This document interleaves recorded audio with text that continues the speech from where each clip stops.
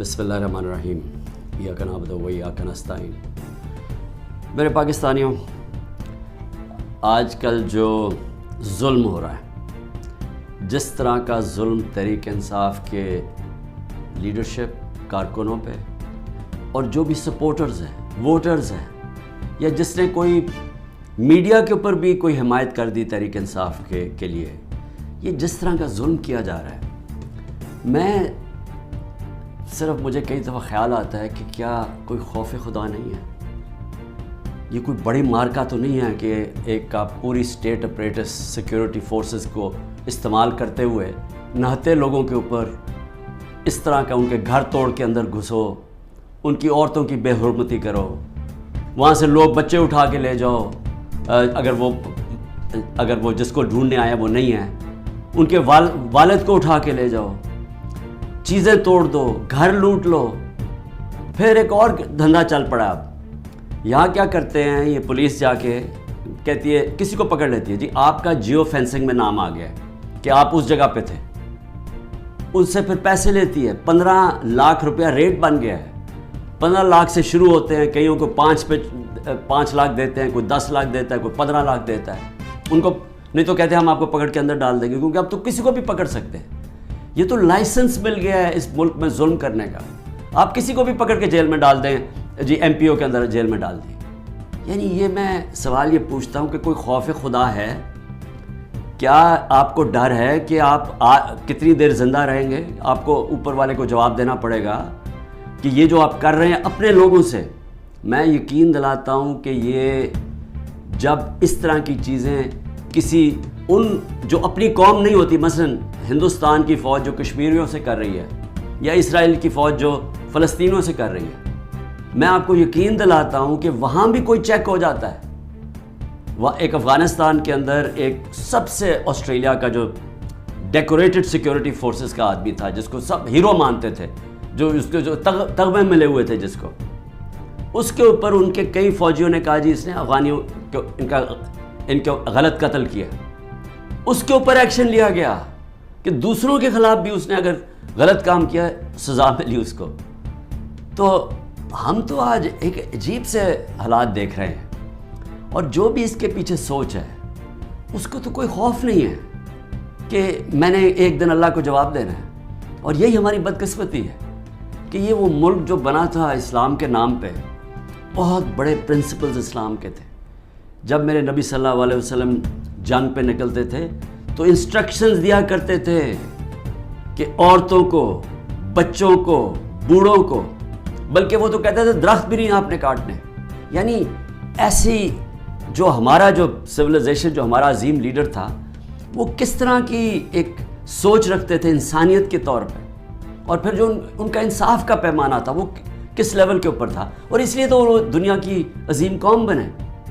तो आज हालात देखें, वो मुल्क जो इस्लाम के नाम पे बना था, ना यहाँ कोई इंसाफ रह गया, ना कोई इंसानियत रह गई है, ना कोई इसी को फ़िक्र है कि अदालतें क्या कह रही हैं, ना फ़िक्र है कि ये औरतें हैं, इनसे हमारा तहजीब, हमारे दीन हमें कहती है कि एक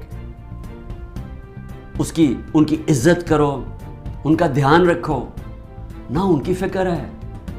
15-15 साल के बच्चों को उठा के ले गए हैं, बूढ़ों से जो किया है, जो हमारे कारकुनों, हमारे लीडरशिप, उस्मान डार उसके घर में घुस के उसकी वालदा से जो किया, जो असलम इकबाल उनकी वालदा ऑक्सीजन किया है, उससे जो किया है, तो मुझे तो हैरत होती है कि कोई इसमें, कोई आप में शर्म नहीं है, कोई खौफ नहीं है अल्लाह का।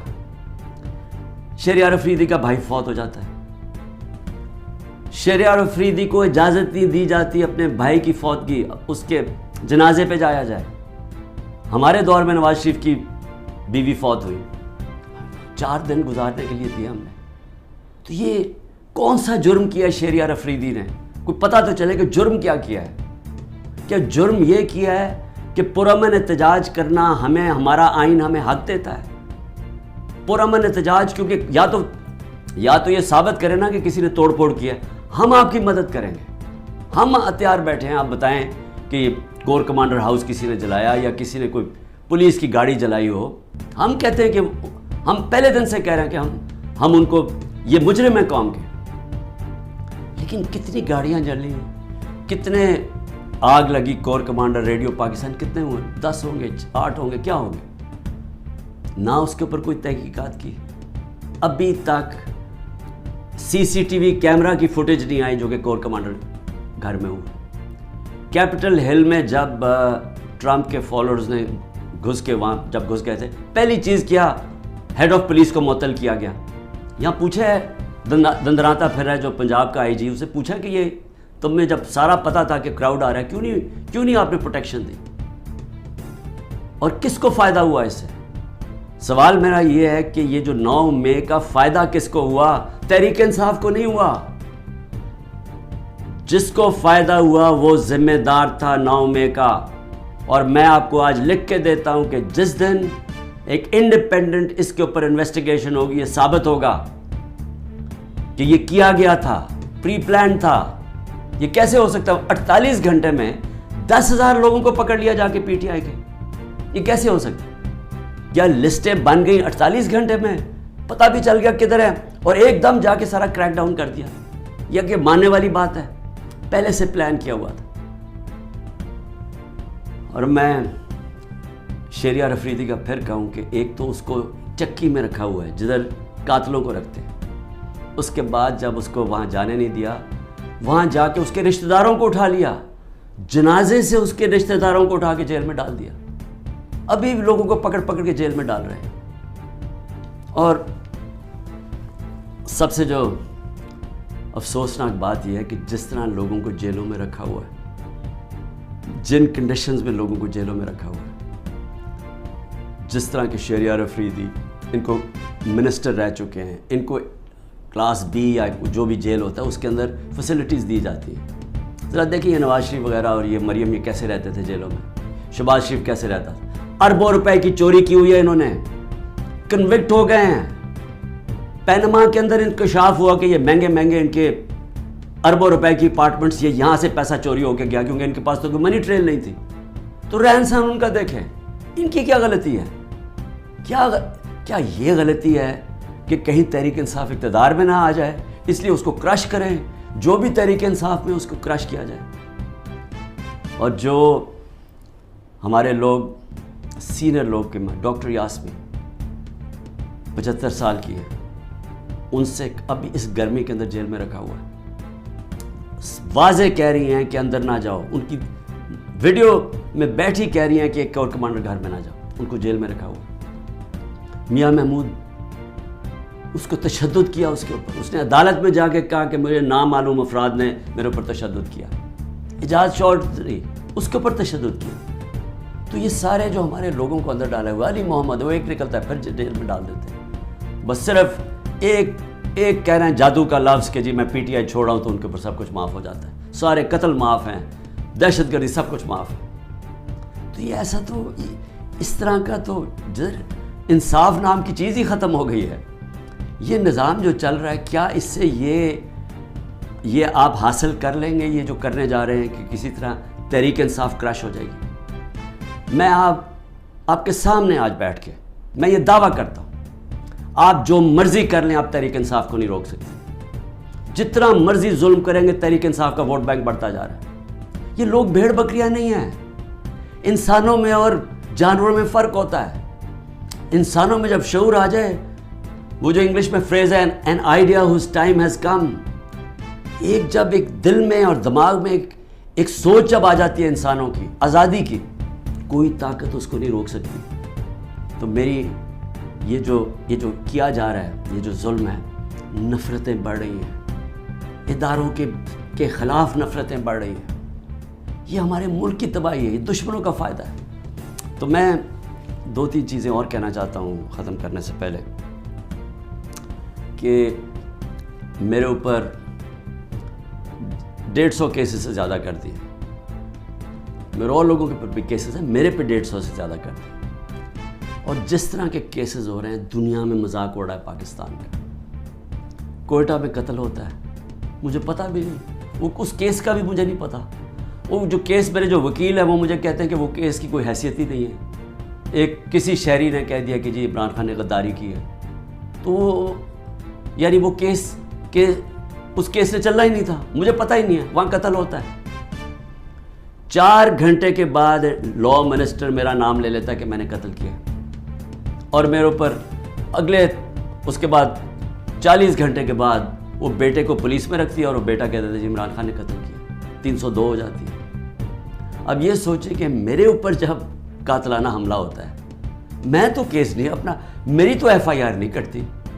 मुझे कई जगह अभी JIT में मुझे कहते जी सबूत दो, भाई इन्होंने सबूत दिए थे क्या? ये जो मेरे ऊपर 302 हुआ इसके ऊपर सबूत दिया था कोयटा में कि मैं इसमें मुलव्वस हूँ? जब ज़िले शाह का जब कत्ल हुआ तो मेरे ऊपर डाल दिया 302 फिर से, क्या सबूत ढूंढे थे कि क्यों मेरे ऊपर 302 डाला?